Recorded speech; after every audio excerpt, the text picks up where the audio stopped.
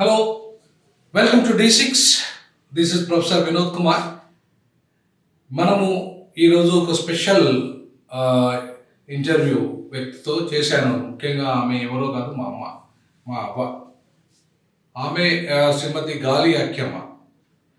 ఆమె కష్టపడిన పరిస్థితి చూస్తే, అంటే ఇవాళ ఒక కుగ్రామంలో, ముఖ్యంగా అంటరాని కులంలో, ఒక మాదిగ కులంలో పుట్టి ఇవాళ భర్తతో కాకుండా ఇవాళ సమాజం, అంటే కుల వీక్షిత కారణంగా సమాజం ఎదుర్కొంటున్న పరిస్థితిని, అంతేకాకుండా ఒక హిందూ మతం నుండి క్రైస్తవ మతంగా మారిన తర్వాత ఆమె జీవితం ఎలా మలుపు తిరిగింది, ఏ రకంగా ఇవాళ తన పిల్లల్ని, అంటే నాతో పాటు మా తమ్ముడిని, ఇద్దరు అక్కల్ని, ఒక చెల్లెని, ఇలా మనందరినీ కూడా పెంచి 3 రూపాయల కూలి నుండి నాకు తెలిసి 10 రూపాయల కూలి వరకు ఆమె చేసిన పరిస్థితి ఉంది. ఆ రకంగా అనేక కష్టాలు పడి, నష్టాలు పడి ఇవాళ మమ్మల్ని ఈ స్థాయికి తీసుకురావడానికి ఆమె కృషి కారణమైంది. సో దానికి తోడు నేను మా కుటుంబానికి తోడుగా ఉండి అండగా నిలబడి ఇవాళ మా కుటుంబంలో గాలి వంశం, ఎక్కడైతే మా తాత పుట్టిన ఊరుందో, మా తాత పుట్టిన ఊరు షాంపేట హవేలి, ఆయన ఇల్లులో మామూలుకు నేను పుట్టిన ఊరికి వచ్చాడు. సో మా నాయన కూడా మా ఊర్లోనే పుట్టాడు. మామూలు ఇప్పుడు వర్ధనపేట మండలం ఉండి ఇప్పుడు కిలావరంగల మండలం అయింది. సో అక్కడికి వచ్చి మా నాయన, మా తాత ఇద్దరు కూడా దొంగతనాలు చేసేవాళ్ళు. అలాగే మా నాయన ట్యాంక్ కూడా కొట్టేవాడు. మా నాయన మంచి దొంగగా పేరు, అంటే ఆయన చేసిన దొంగతనం అంతా కూడా తీసి ఆయన ఏదైతే కోమటోళ్ళ షాపు, అక్కడ కోమటోళ్ళలో వాట్లలో, తర్వాత ఎక్కడెక్కడైతే తీసుకొచ్చాడు వస్తువులు తీసుకొచ్చి పేదోళ్ళందరికీ తెల్లవారి పంచేవాడు. అంటే ఒక హీరో, సినిమా హీరోలో ఎట్లయితే సినిమాలో హీరో చూపెడతారు కదా ఒక మంచి దొంగలాగా, చిరంజీవి సినిమాలో మంచి దొంగ ఏ రకంగానో మా నాయన ఒక మంచి దొంగ. సో అట్లాంటి మంచి దొంగ ఆయన నన్ను ఎప్పుడు కూడా అనేవాడు, అరే ఏం చేస్తావురా అని నేను అడిగితే, నాయన నేను చదువుకుంటా అంటే, అరే ఆడిపట్లో కూడా మనం ఎట్లా చదువుకున్నాం రా, ఇవాళ ఒక బాపనోడు చదువుకోవాలి, ఎందుకంటే వాడికి శరీర పుష్టి లేదు, కేవలం మాటలు చెప్పి బతుకుతాడు బాపనోడు. మనం మాత్రం శరీర పుష్టి ఉండడం, కండ పుష్టి ఉండడం, దొంగతనాలు చేయాలి, రౌడీజం చేయాలి. ఈ సమాజం మనల్ని ఆ రకంగానే చూస్తుంది. ఆ రకమైనగా మనల్ని ఇవాళ ఈ సమాజం మనల్ని ఎదగాలనుకుంటుంది. అంటే నిశాచరులుగా, దొంగలుగా, నీచులుగా దళితులు ఉండాలని కోరుకుంటే ఒక అర్థం, ఆ మాటల్లో కాకపోయినా ఆ రకమైన అర్థాలు చెప్పేటోడు. అట్లనే మా తమ్ముడికి ఆయన, అరే నువ్వేం చెప్తావు అంటే, నాయన నీళ్ళక దొంగతనాలు చేస్తాను మా తమ్ముడు. ఇవన్నీ నేను వాస్తవాలు చెప్తున్నా.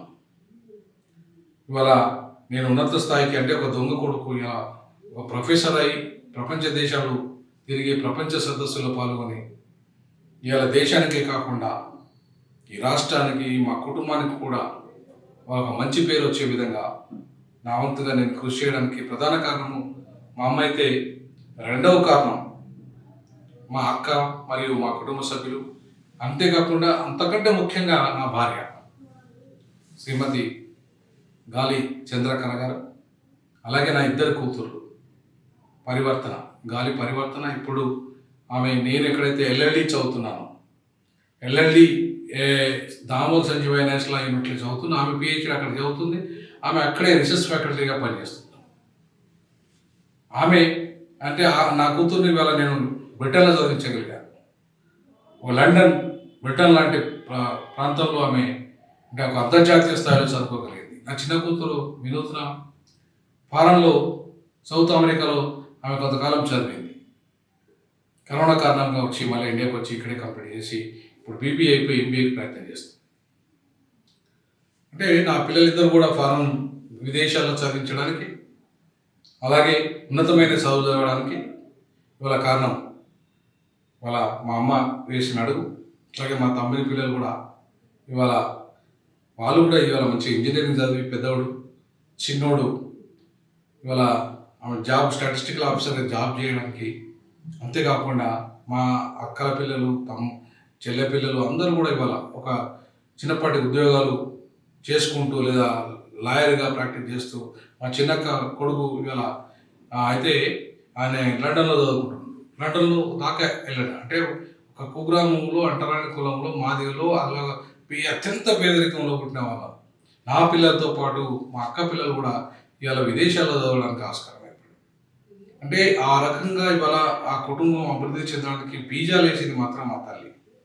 మా తల్లి నుండి బీజాలు మొదలైనవి కాబట్టి సో ఆమె ఏదైతే కష్టపడిన తీరు మా దృష్టిలో ఒక హీరోయిన్, రియల్ హీరోయిన్ కాకుండా రియల్ హీరోయిన్గా ఆమె ఎదిగింది. సో అట్లాంటి మా మదర్ పడ్డ కష్టాలు నష్టాలు మొట్టమొదటిసారిగా నేను ఒక రియల్ హీరోస్ కాకుండా రియల్ హీరోస్ని పరిచయం చేయాలనుకుంటున్నా.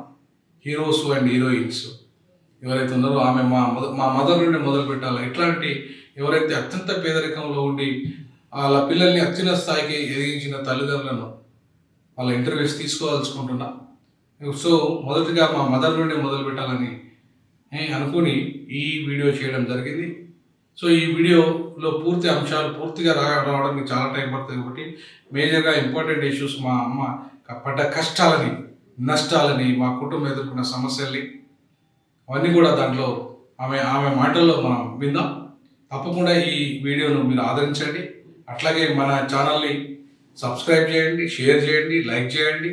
అంతేకాకుండా సౌత్ ఇండియా ఉద్యమానికి D6 ఛానల్ పనిచేస్తుంది కాబట్టి ఆ ఛానల్కి మీ ఆర్థిక సహకారాన్ని అందించండి.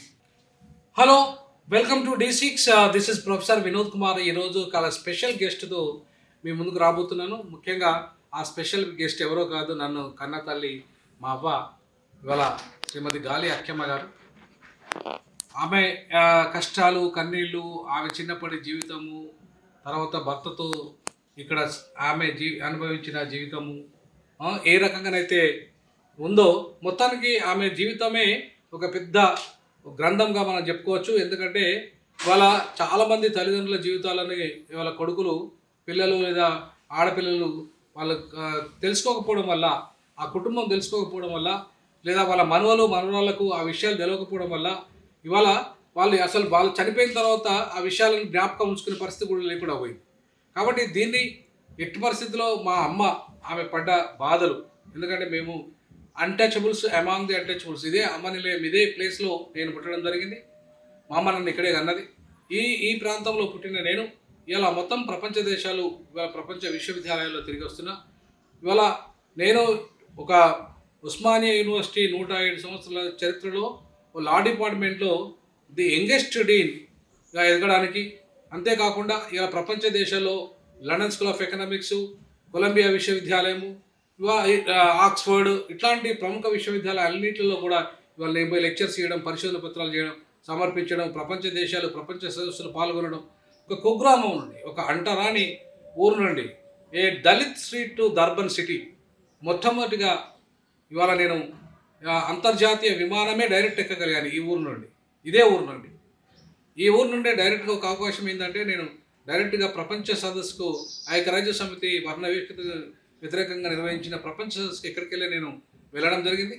సో అంటే ఈ ఊరు, అంటే మా ఊరు, నేను పుట్టిన ఊరు ఇవాళ నన్ను ఒక కుగ్రామం నుండి, ఒక దళిత వాడ నుండి దర్బన్ సిటీకి ప్రపంచ సదస్సుకు పంపింది, ప్రపంచ విశ్వవిద్యాలయాలకి పంపింది.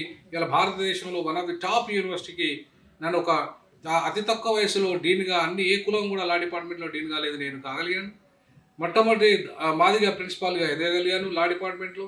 ఇట్లాగే మొట్టమొదటిసారిగా ఈ దేశంలో ఏదైతే top UGC net, top PhD ఇట్లాంటి పెద్ద చదువులు చదవడానికి ఒక కుగ్రామం నుండి, అంటే ఎలాంటి ఫెసిలిటీస్ లేని ఈ గ్రామంలో ఒకప్పుడు నేను పుట్టినప్పుడు ఎట్లాంటి ఫెసిలిటీస్ లేవు, స్కూల్ కనీసం లేదు. సో అట్లాంటి గ్రామాలలో ఇవాళ ఎట్లా ఎదిగాము, ఏ రకంగా మా ఇద్దరు అక్కల పెళ్ళిళ్ళు చేశాము, అట్లాగే మా చెల్లి తర్వాత మా తమ్ముడు ఇవాళ ఒక్కొక్కరు వాళ్ళంతా కూడా కొంత సెటిల్ అయి ఉన్నారు. అంటే ఏదో ఒక రకంగా వాళ్ళ కుటుంబాలలో కొంత సెటిల్ అయి ఉండి ఇవాళ మా అమ్మ దీవెన వల్ల మేమంతా కూడా ఇవాళ ఈ స్థాయికి ఎదగలిగినాం. కాబట్టి ఆమె పడ్డ కష్టాలేంటి నష్టాలేంటి అనే అంశాల మీద ఇప్పుడు చర్చించుకుందాం. అమ్మ ప్రైజ్ అలాట్. ఇప్పుడు నీ చిన్నతనంలో మీ ఊర్లో, అక్కడ నువ్వు పుట్టినప్పుడు మీ ఊర్లో రెడ్డిపాలెంలో కదా నువ్వు పుట్టింది, హన్మకొ అది ఏంటంటే ఇప్పుడు వర్ధన్నపేట మండలం రెడ్డిపాలెంలో మా అవ్వ పుట్టింది. సో అక్కడ నీ చిన్నప్పటి విశేషాలు ఒకసారి చెప్పు. అసలు ఎక్కడ ఆ చర్చి, అది ఊరు, ఆ వాతావరణం ఒకసారి చెప్పండి. మా ఊరు వద్దలపేట దాటినాక రెడ్డిపాలెం అని ఒక గ్రామం ఉంటుంది. పెద్ద పేద గ్రామంలో నేను పుట్టి ఉన్నాను. నాకు 6 అన్నలు. 6 తర్వాత నేను అక్కమ్మ అని నా తల్లి పేరు పెట్టుకున్నది. మరి అక్కడ పుట్టిందాన్ని నేను.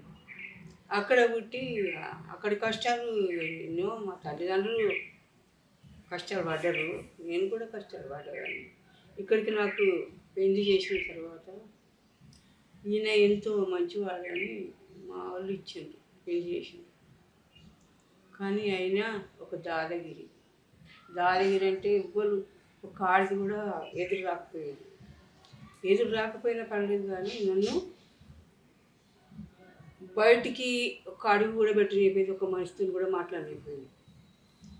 ఒక మనిషితో మాట్లాడలేకపోయేది, ఒక అడుగు కూడా బయట పెట్టలేకపోయేది. మరి ఎంతో గడగడ ఆడిచిన వాడు నా భర్త. ఏం పని చేస్తాడంటే టాంగా బండి నడుపుతాడు. గుర్ర బండి నడిపేది. కానీ ఆయన చేసే పనులు నాడు భార్య అని నన్ను ఎక్కడ మంచిగా చూడలేదు. నేను 5 పిల్లలు కన్నా, ఏ పిల్ల కన్నప్పుడు, ఏ కొడుకు కన్నప్పుడు కానీ, ఏ బిడ్డ కన్నప్పుడు కానీ నా దగ్గర లేడు. ఆయన పరాగిని చుట్టుపట్టు వారు నాకు సహాయం చేసేది.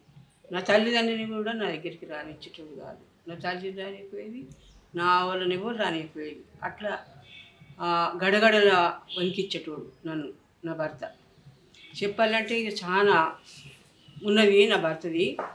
అయితే అన్ని అర్థమైన కొన్ని ముఖ్యమైన విషయాలు తాగి వచ్చి బాగా పులుపు తాగి వచ్చి నేను పిల్లలకు అందరికీ ఇచ్చి అన్నం పెడతాను. అన్నం పెడతాంటే వచ్చి రాకనే పుల్లు తాగి వచ్చి తన్నితే నేను పడిపోయినా. బోర్ర ఒకలబడ్డాక నా పిల్లలు చుట్టూ అట్నే అన్నాలు పెట్టుకొని కూర్చుని, మా చిన్నోడైతే ఎప్పటికో మూల కూర్చున్నాడు. ఇక పెద్దోడిని అయితే ఎప్పుడు వరకపోయేది, కొట్టేది. అక్కలను కూడా బాగా, మన బిడ్డలు కూడా వెనికేది అప్పుడు. అయితే ఆయన నన్ను ఉట్టినే ఆడ కూర్చున్నదని ఆ బువ్వు పెట్టి పిల్లలకు అన్నం పెడితేనే రోకలాడు తీసి నన్ను వేసే వరకు తాగేదా బాగా ఫుల్ తాగడంటే 24 గంటలు తాగేది. ఇక తాగి ఆ రోకల మనతో కొట్టే వరకు నేను అక్కడనే పడిపోయితే మా ఇంటికి ఒక చింత చెట్టు ఉంది. ఆ చింత చెట్టుకి పెద్ద ఇంత తాడేసి ఊరేత్తనని నాకు వేసిండు. ఆయన వేసే వరకు మా మరిది ఉన్నాడు, ఇప్పటికి ఉన్నాడు మా మరిది. అందుకెళ్ళి ఆ గుడిసే మాకు గుడిసె ఇల్లు ఒకట్లే. మా ఇప్పుడు సాంపేట నుంచి మా మామ ఇక్కడికి ఇల్లుటం వచ్చిండట. ఇల్లుటం వచ్చి వాళ్ళు అత్తగారింటికని ఉన్నాడు, వాళ్ళు అత్తగారింటికని బతికినాం. అయితే కొట్టిండు, బాగా కొడితే నాకు తలకాయ వలిగింది. రక్తం అంతా పోతుంటే ఊరేస్తానని తాడు తీసిండు. మా మరిది ఏం చేసిండు, ఆ ఇల్లు కట్టి పెండ తీసి 8 కేజీ వేసిండు ఇరికిండు మా మరిది. వరకు అప్పుడు నన్ను విడిచిపెట్టిండు, నా ఊరి వేయకుండా విడిచిపెట్టిండు. ఎవ్వరింటికి పోదాం అన్నా కానీ ఒక్కరు అడుగురాను. నా భర్తకు భయపడి ఎవ్వరు నెలకు చేరనిత్తలేరు, నా దగ్గరికి ఎవరు వస్తలేరు. మొత్తం తిన్నే రక్తం, మొత్తం ఊరు చుట్టూ నా రక్తం అంతా పోయిందనుకో. నేను ఎవరింటికి పోయినా మా ఇంటికి వద్దాం వెళ్ళబడతాను. నన్ను ఊరంతా తిరిగి నేను. అట్లాంటి భర్త, ఇప్పుడు నీ భర్త అట్లాంటి తాగుబోతూ అట్లానే నేను హింసించేటోడు, అసలు నీ పిల్లల్ని పెట్టదు. ఇప్పుడు నా పిల్లలు చెప్తా, అయ్యా నా పిల్లలకు తిందామంటే తిండి లేదు, ఉందామంటే ఇల్లు లేదు. నేను పుట్టుకరిషన్లకు పని పోయేది, రోజుకి 3 రూపాయల కూలి. నాకు నెల నాడు 80 రూపాయలు దొరికేది నాకు నెలకు. సన్నటి నూకల పరం తెచ్చుకొని జావ చేసుకొని నా పిల్లలకి ఇంత పోసుకొని నేను తినేది. ఇక నా కొడుకు ఎదురైన హాస్టల్లో కాడిపోయి సార్ల కార్ల మీద పడి హాస్టల్లో జాయిన్ చేసినాయి. ఈ నా కొడుకును ఒక ఫాదర్ కార్ల మీద పెడితే ఫాదరు చదివించాడు 2 సంవత్సరాలు. ఈ కొడుకును శివనగరంలో ఈ కొడుకును సార్ కాలం మీద పెడితే ఆయన హాస్టల్ చేసినాయి. నా కొడుకు పొద్దున్న దాకా పనిచేసి రాత్రిపూట పత్తి మిల్లులకు పల్లి గిన్నెలు ఉండే అప్పుడు పల్లి గిన్నెలకు పనికి పోయి పైసలు పొద్దున్న దాకా చదువుకొని నా కొడుకు వారం నాడు నాకు పైసలు తెచ్చి ఇచ్చేది.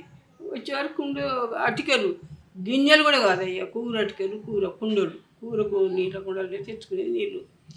అయితే ఒకరోజు ట్యూషన్కి పోరడు ఉంటలేడు, ఎక్కడ పోతాడు అని ఆయన బల్లె పిల్లలందరినీ అడిగిండట నా కొడుకు చదువుకున్న కాడ.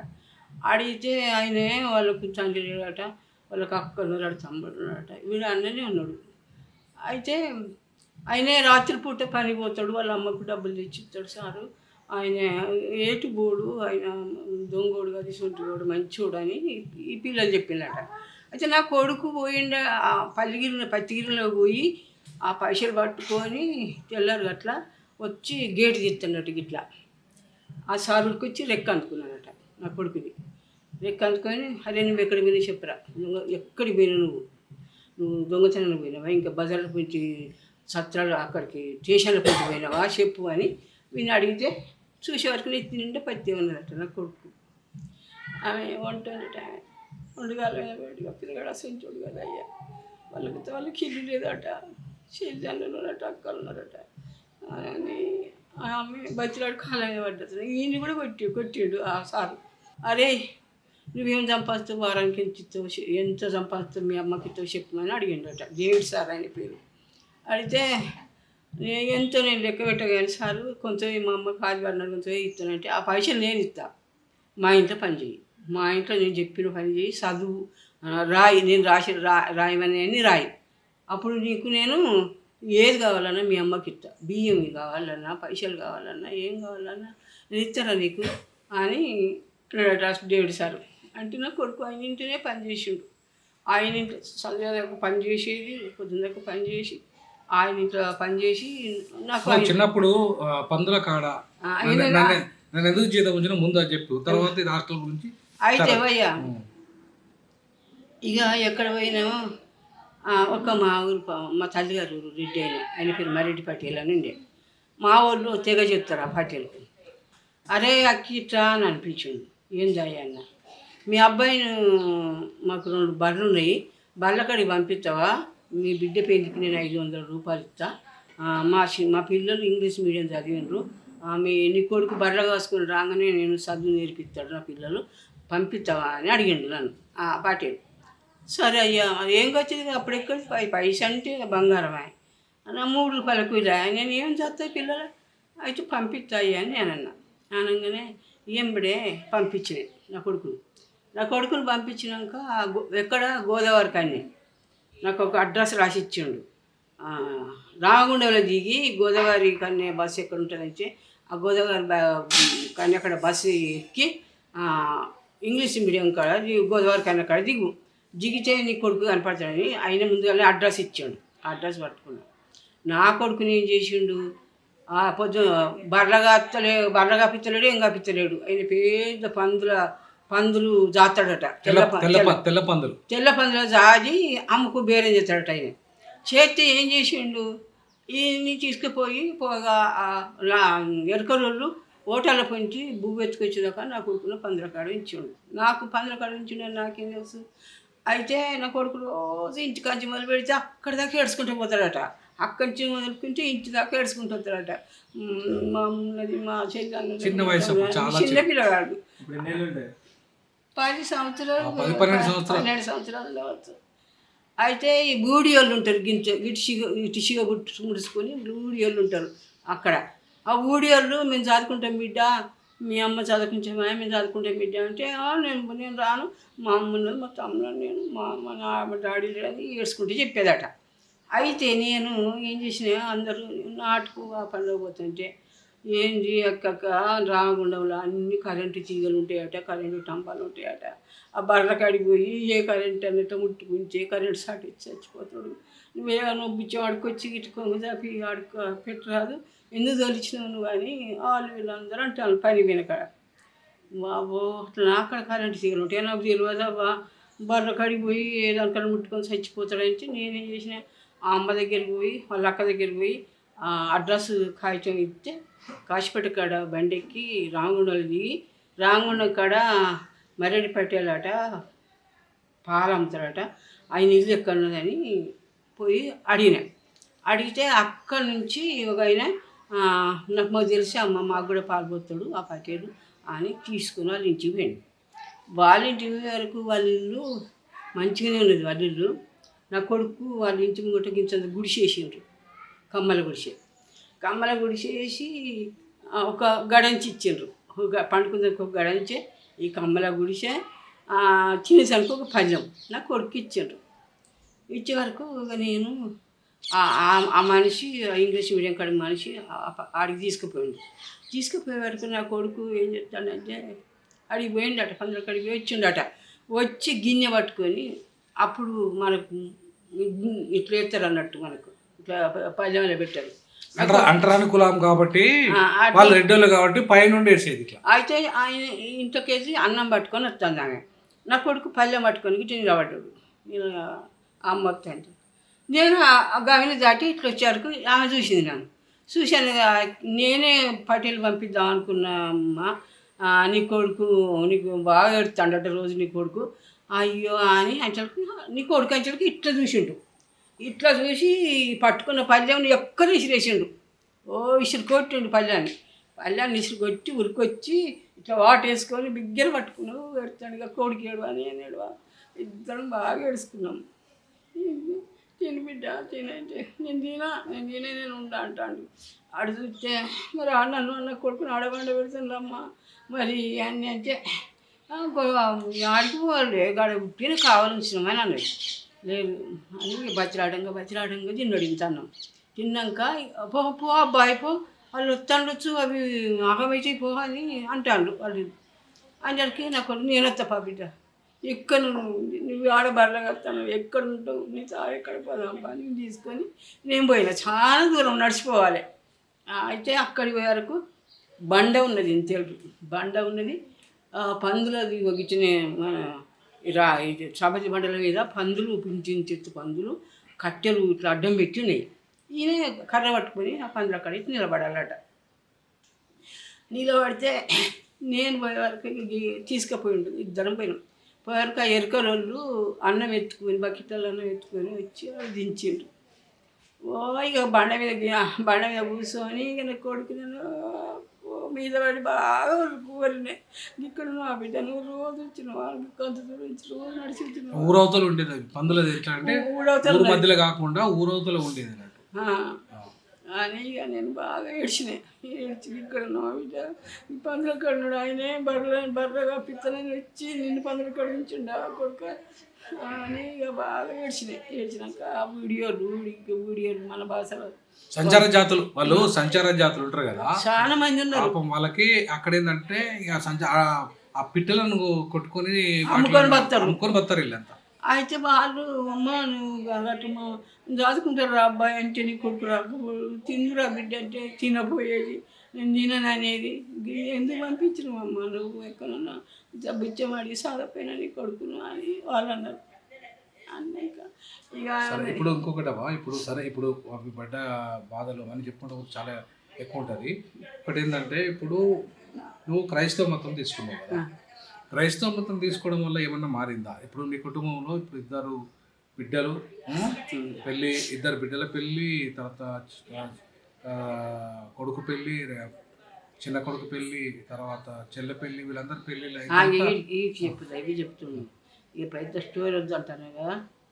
అయితే నా కొడుకు నేను పుట్టుకరిశంలో పనిపోతాయ్యా అందులో పనిపోతే నా కొడుకు ఏం చేస్తాడు, క్యాంపుకి పోయి ఒక బుట్టి ఉండే ఆ బుట్టి పట్టుకొని లడ్డూలు అవి ఇవి అన్నీ పట్టుకొని వచ్చి మేమందరం అన్నాన్ని దిగుతాం. అక్కడ ఒక రూపాయి దొరికింది అనుకో, ఇక్కడికి వచ్చి ఫుడ్ కార్పొరేషన్లోకి వచ్చి ₹1 అమ్మేది, పావులు వచ్చేది. వీడు తెచ్చి అవి పట్టుకొచ్చి అవి అమ్మేది. అమ్మితే అందరు బువ్వాలు దిగుతారు కదా, బస్తాలు ముష్టోళ్ళు అమానోళ్ళు.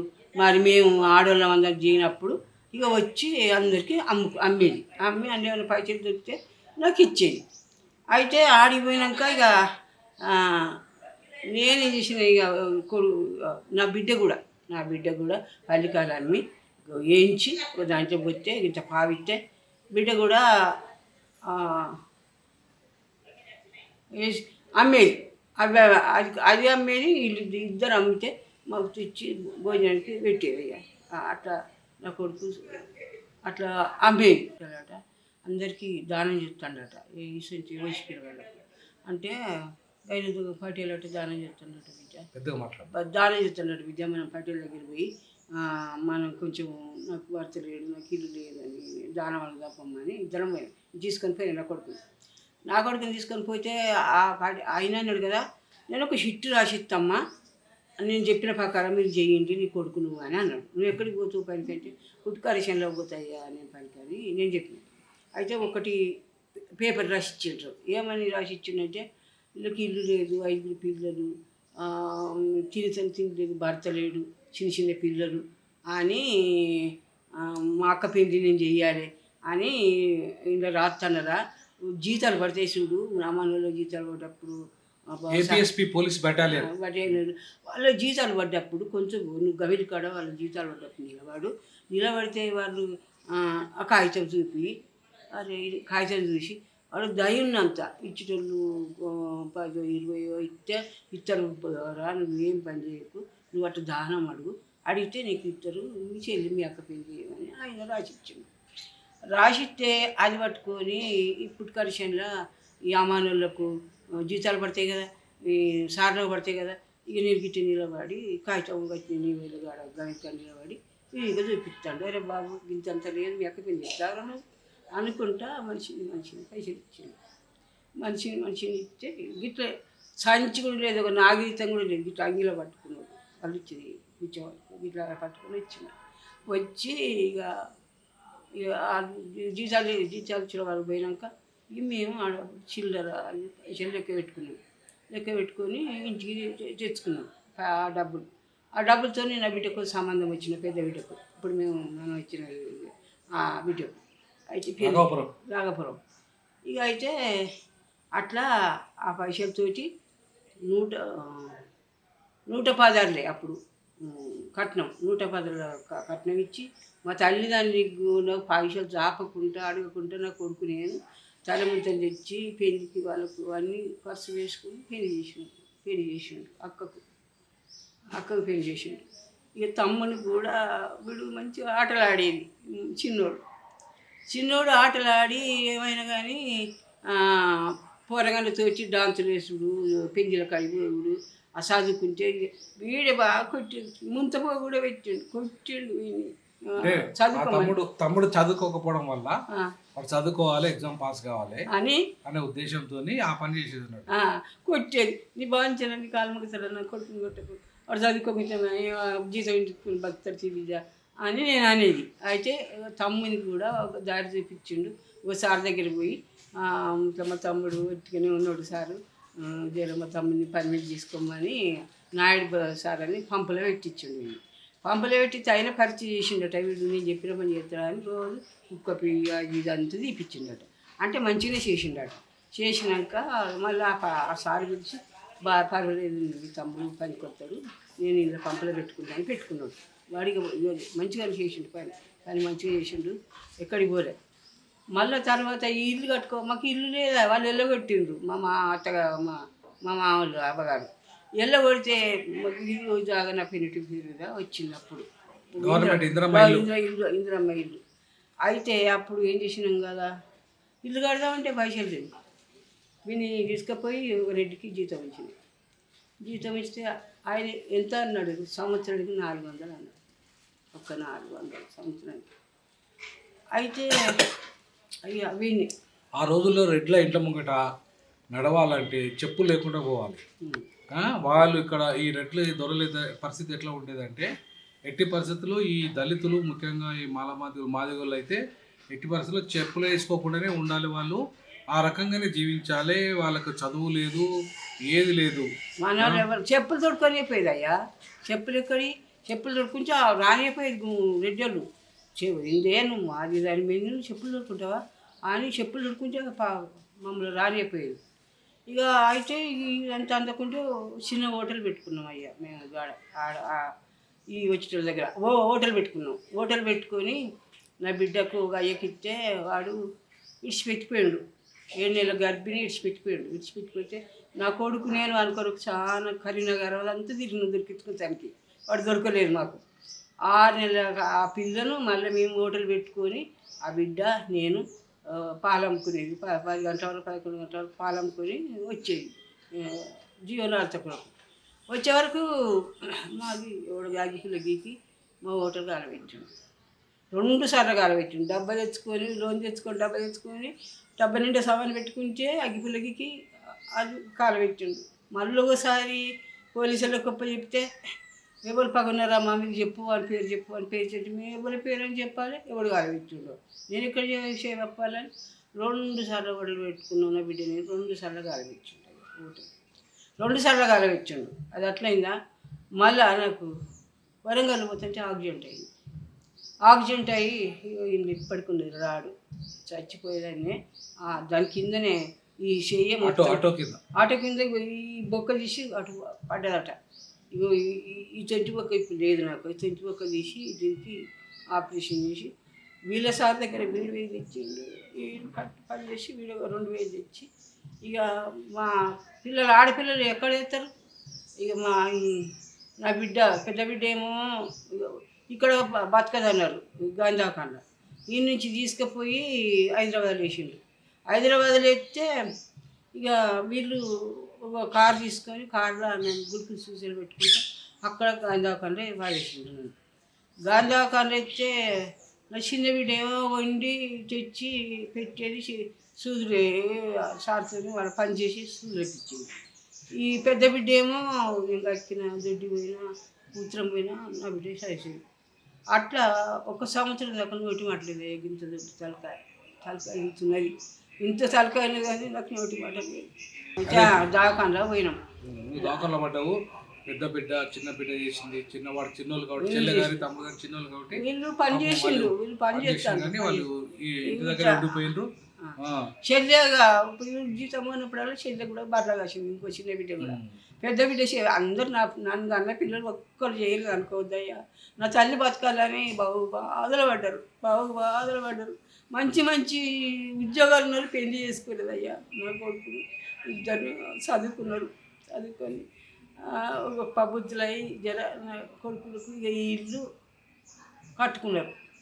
ఇక నా కొడుకు పెళ్ళి అయింది కదా. నా కొడుకు పెళ్లి చేసిన ఇక నాకు ఒక గార్డెన్కి ఇంత జాగ ఇచ్చిండు. అంతే, ఏం కట్నం వేయదు. ఈ కొడుకు 30,000 ఇచ్చిండు అప్పుడు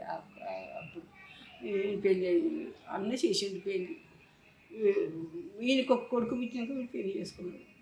ఆయనకి కొడుకు పుట్టినాక నా బిడ్డలకు పిల్లలు అయినాక ఎందుకు సీరి చేసుకున్నాడు. నా కొడుకు పెళ్లి చేసుకున్నాడు. ఇంట్లో మా నాయన లేడు కాబట్టి ఎవరు ఇప్పుడు ఇట్లా వాళ్ళు సెటిల్ చేసేటోళ్ళు లేరు కాబట్టి ఇప్పుడు వాళ్ళిద్దరు ఆడపిల్లల్ని అంటే పెద్ద అక్కలు చెల్లెను తర్వాత తమ్ముడు లాస్ట్కు నేను పెళ్లి చేసుకున్నాను. ఎందుకంటే వీళ్ళందరినీ సెటిల్ చేసి ఒక ఇంటి వాళ్ళని చేసిన తర్వాత చివరికి లాస్ట్కు పెళ్లి చేసుకోవాల్సిన పరిస్థితి ఏర్పడ్డది. ఎందుకంటే నేను ఇంటికి పెద్దోని కాబట్టి, మగ పిల్లలని ఇంటికి పెద్దోని కాబట్టి ఆ బాధ్యత తండ్రి తర్వాత తండ్రి బాధ్యత ఎక్కువగా నేను తీసుకున్నాడు. తండ్రి బాధ్యత తీసుకున్నాడు. ఇక నా పెద్ద బిడ్డ పిల్లలు ఎత్తుకున్నాడు, వీళ్ళని చదివించుడు ఉండేది నా పెద్ద బిడ్డ. చిన్న బిడ్డ ఏమో నేను అడిగిన ప్రశ్నకు సమాధానం చెప్పాలి. ఇప్పుడు క్రైస్తవ మతము తీసుకున్నాక నీ జీవితం మారిందా? అంతకు ముందున్న జీవితం ఎట్లా ఉన్నది? క్రైస్తవ మతం పట్టినాక క్రైస్తవం నేను పోయి నా భారం అంతా నేను ఎవ్వరు సాయం అడగకుండా నా దేవుడినే ప్రార్థన చేసుకొని నేను క్రైస్తవ మతం ఎప్పుడైతే పట్టినో నా కొడుకులకు అందరు సహాయం చేసిండ్రు. నాకు క్రైస్తవ మతం కట్టినాకనే ఇల్లు కట్టినాము. అవి ఇంటికి పని దొరికింది, వీనికి ఉద్యోగం అయింది. నా కొడుకు అయినా కానీ వాళ్ళ భార్య చేయనిది. అప్పుడే చిన్నతనంగానే ప్రొఫెసర్ అయ్యిండు. ఇక అంతే. ఇక ఎన్నో కష్టాలు పడ్డాం బిడ్డ. కష్టాలంటే అవి ఇక అవకాలు అయితే అమెరికాళ్ళు బట్టలు తెచ్చిండ్రు. బట్టలు అందరికి దానాలు చేస్తాను అన్నట్టు. దానం చేస్తుంటే నేను ఒక అమ్మని అన్నది కదా, అమ్మ నువ్వు నీ కొడుకులని పిల్లలు తీసుకొని రా, నేను అమెరికాలో బట్టలు ఇచ్చిండు కారు నిండా ఇదే పండుగ అదే అని క్రిస్మస్ పండుగకు ప్రతి క్రిస్మస్ పండుగకి చేతోళ్ళు వాళ్ళు వచ్చి నేను తీసుకొని పోతాను. పోయే వరకు ఒక ఊరు మా మామగారు కొంచెం పోయిన కానీ ఒక ఊరు దాటి కట్ట దాటే వరకు ఫుల్ వర్షం అంటే వెళ్తలేదు. చీకటి అయింది కానీ వర్షం వెళ్తలేదు. ఈ 5 పిల్లలు పట్టుకొని ఒక తుమ్మ చెట్టు ఉన్నది, తుమ్మ చెట్టు పట్టుకొని 5 పిల్లలు పెట్టుకొని అడుగున్నా. ఓ కొడుక చిలకలంతా నీళ్ళే, మా గవే వణికిపోతాను, బట్టలు తడిచినాయి. మేము అటు పోలే ఇటు మామగారింటికి పోలే, నడవ ఉన్నాం ఆ కట్ట మీద. ఒక కట్ట ఉన్న చెరువు కట్ట, ఆ చెరువు కట్ట మీద ఉన్నాం, పట్టుకొని ఉన్నాం. ఇట్లా 5 పిల్లలు పట్టుకొని ఉన్నాం. మేము అప్పుడు కొట్టుకుపోయి సాగవలసిందే మేము 5 అయితే ఒక తమ్ముడు సావేలు అని ఉన్నాడు, ఒక బావ కొడుకు కావాలి. ఆయన ఒక ఊరు నుండి వస్తాడట. వచ్చే వరకు ఏం చేయను ఇక్కడికి వానలకి ఇక్కడ తమ్ములను చెల్లెలను చంపుదామని తీసుకొచ్చిన బట్టలు పాడపాడా అని ఆ పిల్లగాడు వచ్చి ఇంటికి పోదాం మీ అబ్బగారి ఇంటికి తీసుకుపోతా నేనని ఆ కట్టుగా బహానిపోతాను నీళ్ళు కొడుకు ఎన్న మీద ఒక్కొక్క పిల్ల వేసుకొని కట్టుగా దాటిచ్చి ఇక మమ్మల్ని తీసుకొని పోతే మా అమ్మ వరుతుంది. మా అమ్మ మంచిదండి, ఇంకేం తెలుసు వీళ్ళకి. మా అమ్మ వరుతుంది, నా బిడ్డలు ఎక్కడ కొట్టుకుపోయిందో ఎక్కడ తెచ్చిపోయిందో అని మా తల్లి వరుతుంది. మా తల్లి పోయినాక అంటే వీళ్ళ అమ్మగారు ఏంటంటే వీళ్ళ అమ్మగారు ఊరు రెడ్డిపాలెము. అక్కడ ఆంధ్ర రెడ్లు వచ్చి అక్కడ తెలంగాణలో రెడ్డిపాలెంలో సెటిల్ అయ్యిండ్రు.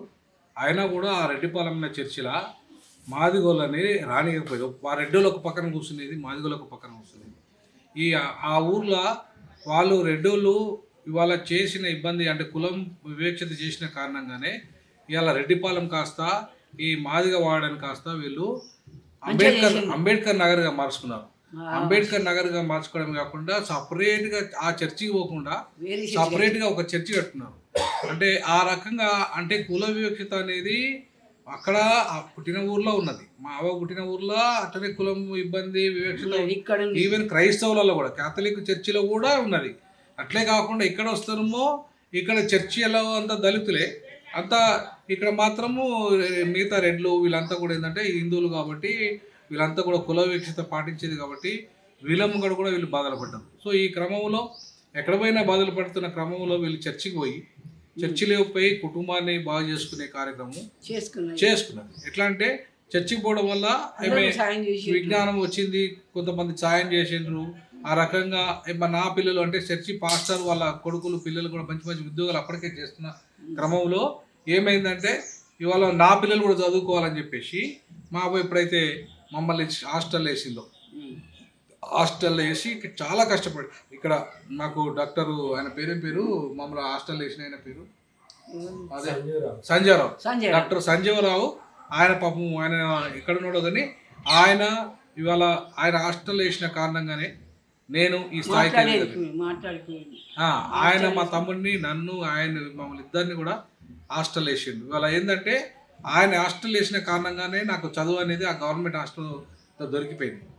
మా తమ్ముడు కొంత అంటే వాడు ఎక్కువ చదువుకోకపోయినా వాడికి ఇంట్రెస్ట్ ఎక్కువ లేకపోయినా నేను గవర్నమెంట్ హాస్టల్లోనే ఉండి అదే పప్పు నీళ్ళ చారు అవన్నీ తినుకుంటా ఇట్లాంటి పరిస్థితులలోనే నేను అక్కడ చదువుకోవడం జరిగింది. ఇప్పుడు డేవిడ్ సార్ ఏం చేసిండు చెప్తాను. చిన్న బిడ్డకు బస్తా బియ్యం ఇచ్చిండు, 5 కిలోల నూనె ఇచ్చిండు, వంట గిన్నెలు ఇచ్చిండు, 10 మనుషుల దోలు ఇచ్చిండు.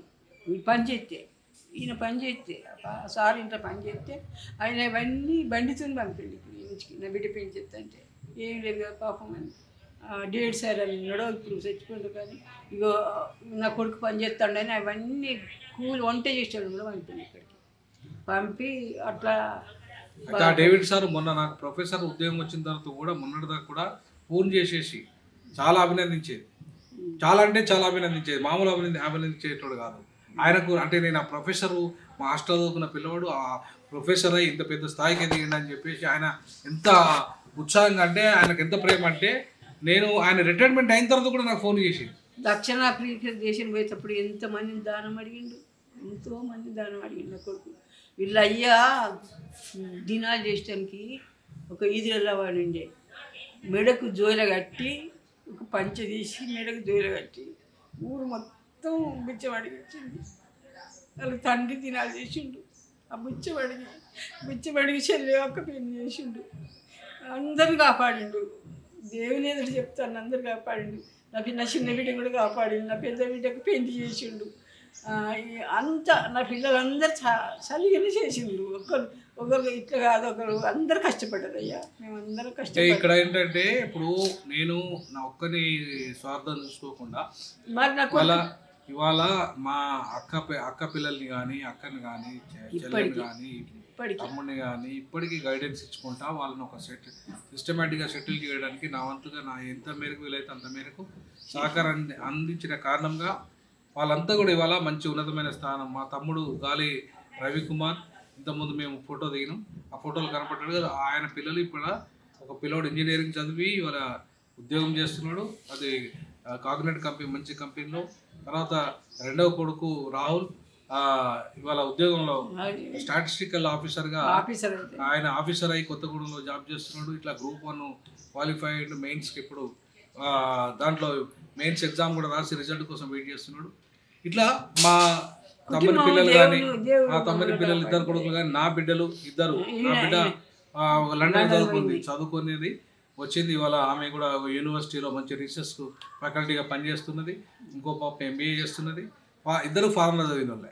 అంటే ఒక గ్రామంలో అంటే మా అవ్వ ఆమె మమ్మల్ని ఇవాళ చర్చికి పోయి అక్కడ దేవుని జ్ఞానం తెలుసుకున్న తర్వాత, చదువు విలువ తెలిసిన తర్వాత ఆమె చదివించిన కారణంగా ఇవాళ మేము చదువుకోవడం కాకుండా మా పిల్లల్ని కూడా ఉన్నత స్థాయి చదివించి విదేశాలలో చదివించి ఇవాళ మా చెల్లె కొడుకు, మా అక్క కొడుకు ఇప్పుడు లండన్లో చదువుతాడు. తర్వాత ఇప్పుడు చెల్లె కొడుకులు ఒక ఆయన లాయర్ని చేసినాం, ఇంకొక ఆయన ఉద్యోగంలో పెట్టించిన. పెద్ద అక్క కొడుకు కూడా మొదట ఎప్పుడూ ఉద్యోగం పెట్టించిన కానీ ఆయన చేసుకోలేదు. ఇట్లా కుటుంబంలో ఉన్న వాళ్ళందరినీ కూడా ఇప్పుడు వాళ్ళకు పుట్టిన పిల్లలు కూడా ఇప్పటివరకు కూడా మనం సహకరిస్తున్నాం. అంతేకాకుండా అత్తగారి సైడ్ కూడా మనం ఇవాళ ఆదుకునే కార్యక్రమం చేసినప్పటికీ కూడా కొంత నిలుపుకోలేకపోయినారు. సరే వాళ్ళు నిలుపుకోలేకపోయినప్పటికీ కూడా ఇవాళ అమ్మ ఏం చేసిందంటే, అమ్మ ఈ కష్టాలు పడి కన్నీళ్లతోని దుఃఖంతోని మొత్తం కుల వివక్షతల వైపు ఎదుర్కొంటూ పేదరికాన్ని, మా ఊళ్ళో అత్యంత పేదలు, గుంటెడు భూమి లేదు, గజం భూమి లేదు. 5 పిల్లలు సాధిన బిడ్డ, నా రక్తం అంతా ఇక్కడ దారిపోయింది. చాలా కష్టపడ్డా, బాగా బిచ్చమడిగిన, అందరికీ లోబడ్డా, ఒక్కరు చూసి ఏమి అనిపించుకోకుండా అమ్మ అమ్మ అంటే అమ్మలా అయ్య అంటే అయ్యా అని ఇగో ఇంతవరకు తెచ్చిన వీళ్ళని బిడ్డ.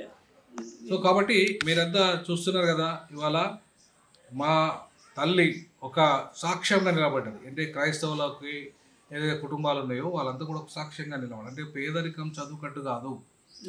నేను బాబాసాహెబ్ అంబేద్కర్ స్ఫూర్తిని తీసుకున్న ఒకవైపు బైబుల్. ఇప్పుడు ఇవాళ చూడండి, మా అమ్మ నా పేరు యేసుపాదం అని పెట్టింది, కానీ 30 ఏళ్ళ తర్వాత కూడా నేను యేసుపాదం అనే పేరు చెప్పుకోలేని పరిస్థితులలో ఉన్నా. అంటే ఇవాళ క్రైస్తవులుగా ఉన్న వాళ్ళు ఎవరైతే దళితులు క్రైస్తవులుగా ఏంటో వాళ్ళు బలవంతంగా హిందూ మతంలో సర్టిఫికేట్ తీసుకోవడం, బలవంతంగా హిందూ మతం పేరుని చెప్పుకోవడం, దాని కారణంగా ఉద్యోగం వస్తలేదనే ఉద్దేశంతో చేస్తున్న కారణంగా వీళ్ళంతా కూడా చాలామంది క్రైస్తవులు వాళ్ళ మత స్వేచ్ఛను కోల్పోతున్నారు, వాళ్ళ మత హక్కును కోల్పోతున్నారు. ఈ దేశంలో కేవలము అగ్రవర్ణాలు క్రైస్తవులు అయితే వాళ్ళకి రిజర్వేషన్లు ఉంటాయి, EWS రిజర్వేషన్లు ఉంటాయి, BCలు క్రైస్తవులు అయితే వాళ్ళకు రిజర్వేషన్లు ఉంటాయి, చివరికి STలు కూడా క్రైస్తవులు అయితే వాళ్ళకి రిజర్వేషన్లు ఉంటాయి. కానీ ఒక దళితులు మాత్రమే క్రైస్తవులు అయితే, ముస్లింలు అయితే మాత్రం వాళ్ళకి రిజర్వేషన్ అందేశారు.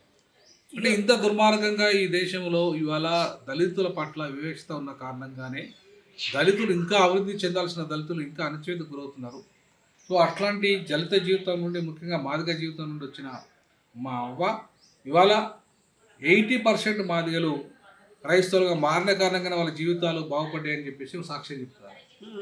అయ్యా ఒక విషయం, ఇక్కడ ఒక పాస్టర్ ఉండే బెంజమిన్ అని, అయితే ఏం చేసిండు కదా, వాళ్ళ కోడలు దాకా ఉద్యోగం చేస్తుంది. ఉద్యోగం చేస్తే నా బిడ్డను పిల్లలు ఎత్తుకుంటాను కంచి తీసుకుపోయిండు. అయ్యా నాకు పైసలు ఇచ్చి డబ్బులు పంపుతున్నాను. తీసుకుపోయి నా బిడ్డను తొట్టికి తాడు కట్టి ఇంటికలన్నీ బొడగులు చేసి, నువ్వు నాలుకెదరు, నువ్వు చాదైనవా, నువ్వు పాదైనవా, నా బిడ్డకు తాపేయకుండా నువ్వు పప్పు బుక్కినవా, నువ్వు బియ్యం బుక్కినవా అని శరీరం అంతా వాతరిస్తట్టు పెట్టిండు. కొట్టితే ఎంచుకలన్నీ మొత్తం తీసి గోడగుడు చేసిండు. చిన్నక్క బుజ్జక్క, మా బుజ్జక్క. బుజ్జక్క మా పెద్దక్క పేరేమో గాలి విమల, చిన్నక్క పేరు గాలి బుజ్జమ్మ, మా చెల్లె పేరు మరియా, తమ్ముడి పేరేమో గాలి రవికుమార్ అలియాస్ గౌతమ్ రాజ్. అయితే ఆమె ఏం చేసింది, కొట్టి కూరగాయలు బొమ్మన్నదట. కూరగాయలు బొమ్మంటే ఆ కూరగాయల బుట్టి బారేసి ఈ బాణం అనకొండ బస్సు ఎక్కిందట. అనకొండ బస్సు ఎక్కి హైదరాబాద్ నుంచి అనకొండ బస్సు ఎక్కితే ఆ దెబ్బలన్నీ చూసి ఆ బోడగుండు చూసి అందరూ పైసలు ఇచ్చి ఇన్ని అయితే అన్ని చిల్లర పైసలు సంచి నిండా పెట్టి మీది ఎక్కడ నీకు ఎరికేనా అమ్మ, మీ ఇల్లు ఎరికేనా అంటే మా నాయన లేడు, మా అన్నలు ఉన్నారు అని అన్నీ చెప్పిందట. ఆ కండక్టర్ తీసుకొని వచ్చి ఆడుకొని వెళ్ళి ఇక్కడ పెద్ద చింత చెట్టు ఉంటే కూర్చున్న చింత చెట్టు కాడ వచ్చిండు. తీసుకొని వచ్చాక నా బిడ్డలో ఏర్పడతలేదు, మొత్తం బొడగుని చేసిండు. ఇంటికి వెళ్ళేవు బట్టలు వేరే ఉన్నాయి, అన్నీ దెబ్బలు వాళ్ళు వెళ్ళిన దవా మీద పడి బాగా ఏడ్చినాయి నేను. అంటే నా బిడ్డలందరూ నాకు కష్టాలు పడ్డాయి. నా పెద్ద బిడ్డ పడ్డది, ముఖ్యంగా రెండవ బిడ్డ బాగా కష్టపడ్డది. మా బుజ్జక్క బాగా కష్టపడ్డది. ఆమెకు చాలా ఇబ్బందులు పడి కష్టపడి ఇవాళ మేము ఈ స్థాయికి రావడానికి కూడా ఆమె ప్రధాన కారణం. మా పెద్ద కంటే ఆమె ఇంట్లో పని చూసుకున్నది. చెల్లి అంటే చిన్నది కాబట్టి, ఆమె తమ్ముడు చిన్నోడు కాబట్టి. కానీ మా రెండో అక్క కూడా చాలా ఎక్కువగా కష్టపడి మేము ఈ స్థాయికి రావడానికి కారణమైంది మా అప్పతో పాటు. సో కాబట్టి ఇవాళ మా అమ్మ ఏదైతే మా చిన్నక్క గురించి చెప్తుందో, ఆ చిన్నక్క పాపం అప్పుడు హైదరాబాద్లో ఆమెను పనికి ఇంట్లో పనికి పెట్టించినప్పుడు నాలాగానే నన్ను ఎట్లయితే ఇప్పుడు 2 పండ్ల కాడ పెట్టిండ్రో ఆమెను కూడా అదే ఇంట్లో వాళ్ళ ఇంట్లో బెంజమిన్ పాస్టర్ అని పాస్టర్ కొడుకు ఆయన అక్కడ పాస్టర్గా పని చేసుకుంటే ఇట్లాంటి చిత్రహింసలు పెట్టేది. బాగా చిత్రహింసలు పెడితే ఆమె తప్పించుకొని వచ్చి మళ్ళీ ఇక్కడికి వచ్చి ఇక్కడ మేము హోటల్ పెట్టుకుంటే మా హోటల్ కూడా కాలబెట్టింది మా వాళ్ళే కాలబెట్టిండ్రు.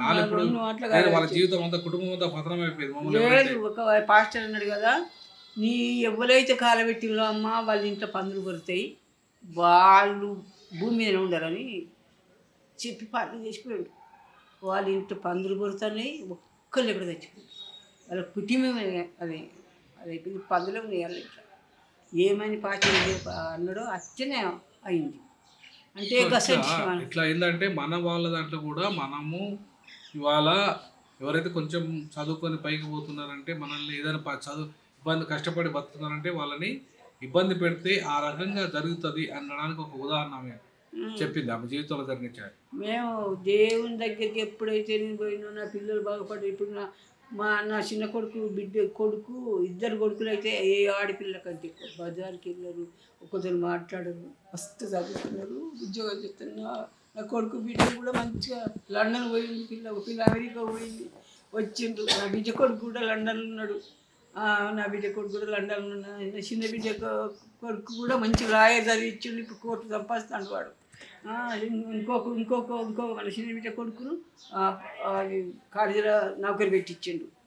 నా పెద్ద బిడ్డకు కొడుకు పెట్టిస్తే ఉండలే, వాడు ఉండక వాడు ఆగమైండు. కానీ ఇక అందరూ చేసిండు, అందరూ మంచిగా బాగుపడ్డారు. బిడ్డ మేము ఇప్పుడు చెప్తున్నా అంటే ఆ దేవుని మా హక్కు పోవాలని మేము ఇట్లా ఉంచిండు. నా పిల్లలు ఇప్పుడు కొడుకులు అయితే ఓ దేవుడు అంటే వాళ్ళు మస్తు భక్తితో ఉంటారు, భక్తి ఉంటారు. వాళ్ళ కోడలు కూడా మంచి భక్తులు. నా కోడలు కూడా పిల్లలను మంచి క్రమంగా పెంచింది, అబద్ధం ఆడద్దు. ఈ బిడ్డలు కూడా ఎంత క్రమంగా ఉన్నారు. నా కొడుకు కూడా ఇప్పుడు. సో ఇదండి ఇవాళ మా అవ్వగారి పరిస్థితి ఏంటంటే, గ్రామాల నుండి అంటే మామ్నూరు, అదే వర్ధన్నపేట మండలం, ఇది వర్ధన్నపేట మండలంలో మామ్నూరు గ్రామం. ఇప్పుడు అది మండలం మారినట్టుంది, ఇది కిలవరంగల్ మండలంగా మారింది. ఇప్పుడు జిల్లా ఇవాళ వరంగల్ జిల్లా. సో ఈ కుగ్రామంలో మా అవ్వ పుట్టి మమ్మల్ని పుట్టించి మా 5గురు మేము ఇక్కడే కష్టపడి ఇల్లు గతి లేని పరిస్థితులలో, గజం జాగలేని పరిస్థితులలో ఇవాళ ఉన్నతమైన స్థాయికి మేము ఎదగడానికి కారణమైంది ఈ గ్రామం, మా తల్లి. సో ఇవాళ పేదరికం అడ్డు అవుతుంది చదువుకు అని చెప్పేసి ఎవరు అనుకోకండి దయచేసి. అట్లాగే ఇవాళ చాలామంది హిందూ మతంలో ఉన్న వాళ్ళకంటే కూడా క్రైస్తవ మతంలో ఉన్న దళితులు ఎక్కువ మంది బాగుపడడానికి కారణం ఏంటంటే క్రమశిక్షణ. అక్కడ క్రమశిక్షణ పోయి క్రమశిక్షణ.